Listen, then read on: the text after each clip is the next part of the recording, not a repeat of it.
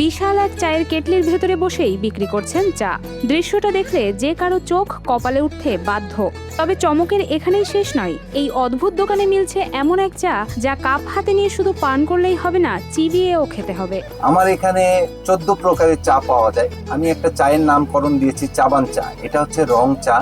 রং চায়ের ভিতরে অনেক প্রকারের মশলা দেওয়া। এটা হচ্ছে আমি রাগ করে করছি যে আমিও তো চা খাই। আমার যখন দোকান ছিল না তখন আমি বাইরে চা খেতাম। তো তারা কি করতো, লিকার, চিনি আর পানি দিয়ে 1 কাপ চা দিত। আসলে এই রং চা মানে হচ্ছে রং চায়ের ভিতরে একটু লবঙ্গ থাকবে, আদা থাকবে, এই দিয়ে হচ্ছে রং চা।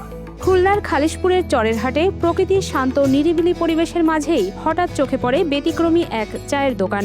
দূর থেকে দেখলেই মনে হবে বিশাল আকৃতির কোনো কেটলি যেন বসানো হয়েছে হাটের মধ্যে। পার্টেক্স ও স্টিলের নান্দনিক নকশায় তৈরি সেই কেটলি জুড়ে রয়েছে ঝলমলে আলোর সাজ। ভেতরে থরে থরে সাজানো চায়ের কাপ আর সারি সারি বাহারি মশলার কৌটা। এখান থেকেই প্রতি মাসে বিক্রি করেন 2 থেকে 3 লাখ টাকার চা। তো এখন আমার আর আর্ট করা লাগে না, এখন আমি এই দোকান নিয়েই খুব ব্যস্ত থাকি। মাসে আপনার কি পরিমাণ টাকা চা বিক্রি হয়? আলহামদুলিল্লাহ, আমি মাসে যদি হিসাব করি আমার মাসে প্রায় 2-3 লাখ টাকার চা বিক্রি হয়। আমার 4 জন স্টাফও আছে এবং আমার এইখানে ভাড়া টাড়া দিয়ে মোটামুটি আমি ভালো থাকি। শুধু দেখতেই অভিনব নয়, এই বিশাল কেটলির ভেতরেই চলছে চা তৈরির ব্যস্ততা। ফুটছে চায়ের পাতা, দুধ আর লিকার। কেটলির ভেতরে সাজসজ্জা ও ব্যতিক্রমী পরিবেশ তৈরি করেছে যেন এক আলাদা জগৎ, যেখানে চায়ের স্বাদ নেওয়ার পাশাপাশি মানুষ উপভোগ করছেন অভিনব এক অভিজ্ঞতাও। পরে ভিডিও দেখে আসছে, তাকে পরে ফার্স্ট যখন খাইছে আসলে চাটা অনেক সুন্দরই লাগছে। এই জন্য দ্বিতীয়বার ওয়াইফ নিয়ে আসছে। আগের বার ফার্স্ট একা আসছিলাম আমার মেয়েটাকে নিয়ে, দ্বিতীয়বার আমার এই ওয়াইফ নিয়ে আসছি। অসাধারণ, মানে সব দিক দিয়ে মিলায় চাটা খুবই সুন্দর। চাটাই অন্যরকম, চাটা খুবই মজাদার। আমি ফার্স্ট টাইম ট্রাই করছি, অনেক ভালো লাগছে মোটামুটি। হ্যাঁ, খুবই ভালো। এই ব্যতিক্রমী উদ্যোগের নেপথ্যে রয়েছেন আজগর আহমেদ। একসময় তিনি ছিলেন চিত্রকর, বইয়ের বাড়িতে আঁকতেন আলপনা। জীবনের নানান চড়াই উতরাই পার করে আজ তিনি তৈরি করেছেন নিজের স্বপ্নের ঠিকানা কেটলিওয়ালা। ব্যবসা শুরুর পরিকল্পনা থেকেই আসে ভিন্নধর্মী কিছু করার ভাবনা। সেই ভাবনা থেকেই কেটলির আদলে চায়ের দোকান তৈরির পরিকল্পনা করেন তিনি। শুরুতে অনেকেই তার এই চিন্তাকে নিছক মজা বা কল্পনা বলে উড়িয়ে দিয়েছিলেন, তবে কথায় নয় কাজেই নিজের ভাবনাকে বাস্তবে রূপ দেন তিনি। আসলে আমি তো একজন ছোটখাটো আর্টিস্ট, সেই রকম বড় মাপের আর্টিস্ট না।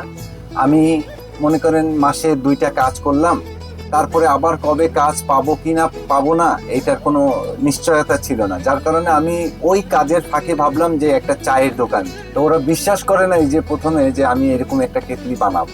তো আমি কথাবার্তা বলে চলে গেলাম। যখন প্রায় 1-2 সপ্তাহ পরে ওকে অ্যাডভান্স টাকা দিতে যাই, ওই ওয়ার্কশপে 50,000 টাকা অ্যাডভান্স দিতে যাই, তখন ও অবাক হয়ে বলল যে আসলেই কি এই কেটলি বানাবেন আপনি? আমি কি, জি, এই কেটলিটা আসলেই আমি বানাবো।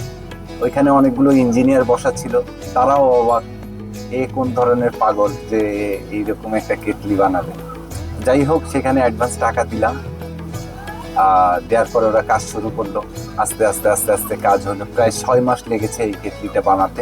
আজগর আহমেদের কেটলিওয়ালায় চা প্রেমীদের জন্য রয়েছে ভিন্ন স্বাদের প্রায় 10 থেকে 12 ধরনের চা। আদা থাকে, কালি জিরা থাকে, এইটা দিয়ে হচ্ছে আমি একটা চা আবিষ্কার করছি। এটা হচ্ছে চাবান চা।